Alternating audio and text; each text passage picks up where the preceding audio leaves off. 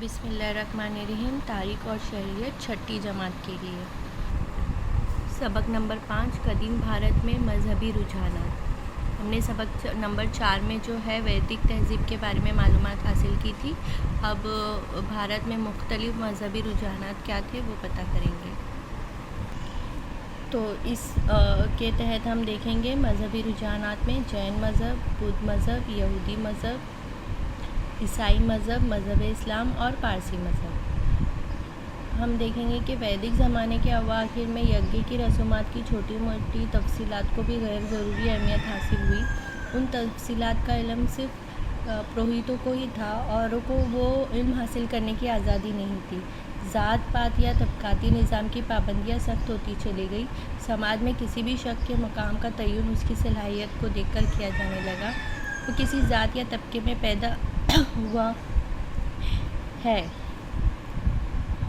اس لیے اپندیش کے زمانے میں ہی مذہب کو یجنہ کی رسومات تک محدود نہ رکھتے ہوئے اسے وسیع کرنے کی کوشش شروع ہو گئی تھی۔ لیکن اپندیش میں روح کے وجود اور روح کی نوعیت کے تصور پر زیادہ زور دیا گیا تھا۔ اس تصور کو سمجھنا عام لوگوں کے لیے مشکل تھا، اس لیے مخصوص دیوتاؤں کی پرستش پر زور دینے والا بھکتی پنتھ وجود میں آیا، جیسے شیو کی بھکتی کرنے والے کو شیو پنتھ اور شیو کی بھکتی کرنے والے کو وشنو پنتھ۔ ان دیوتاؤں کے حوالے سے ان پر پران منظوم تخلیق کیے۔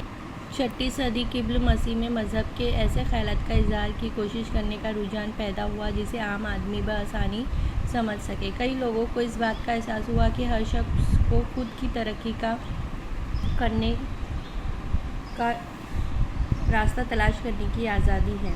اس آگاہی کی بنا پر آگے چل کر نئے مذاہب وجود میں آئے۔ ان مذاہب نے واضح طور پر یہ بات بتائی کہ فرد کی ترقی کے لیے ذات پات کی تفریق اہم نہیں ہوتی ہے۔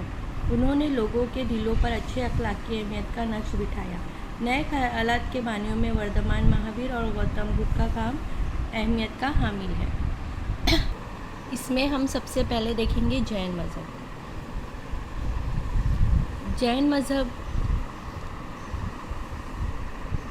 جین مذہب بھارت کے قدیم مذاہب میں سے ایک ہے۔ اس مذہب میں عدم تشدد، اہنسا کے اصولوں کو اہمیت دی گئی۔ مذہب کی تعلیم عام کرنے والے کو جین مذہب میں تیرتھنکر کہتے ہیں۔ جین مذہب کی روایت کے مطابق کل 24 تیرتھنکر ہو کر گزرے ہیں۔ وردھمان مہاویر جین مذہب کی روایت کے 24ویں تیرتھنکر تھے۔ وردھمان مہاویر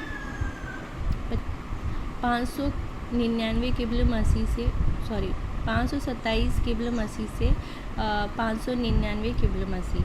تو آج جس ریاست کو ہم بہار کے نام سے جانتے ہیں، اس ریاست میں زمانہ قدیم میں ورجی نام کی ایک بڑی ریاست مہاجن پد تھی۔ اس کی راجدھانی ویشالی تھی۔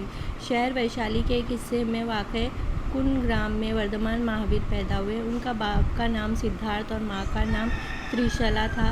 وردھمان مہاویر نے علم حاصل کرنے کے لیے اپنے گھر بار کو ترک کیا۔ 12.5 برسوں تک وہ تپسیا ریاضت کرنے کے بعد ہی انہیں جو ہے گیان پراپتی ہوئی۔ یہ عرفان کیول یعنی خالص نوعیت کا تھا، اس لیے انہیں کیولی کہا جاتا ہے۔ جسم و جان کو سکون و راحت حاصل کرنے والا، باتوں کو خوشی اور تکلیف دہ پہنچانے والے دکھوں کا احساس پر انہوں نے قابو پا لیا تھا، اس لیے انہیں جن یعنی فاتح کہا جانے لگا۔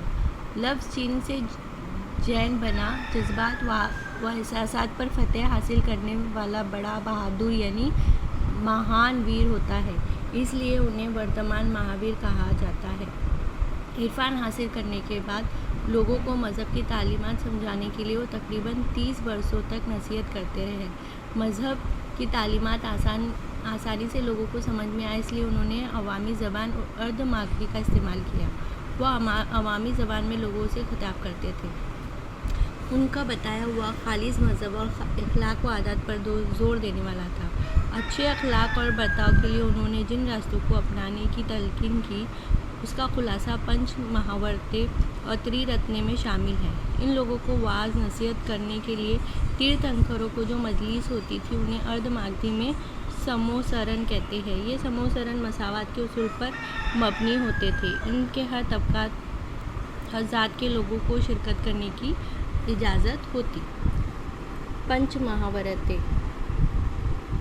महावरतें यानी 5 उसूल जिन पर बाकायदगी के साथ अमल दरामद करना होता है। पहला है अहिंसा, ऐसा बर्ताव ना किया जाए जिससे किसी जानदार को ईज़ा या तकलीफ हो। सत्य, कौल और अमल की सदाकत पर मबनी है।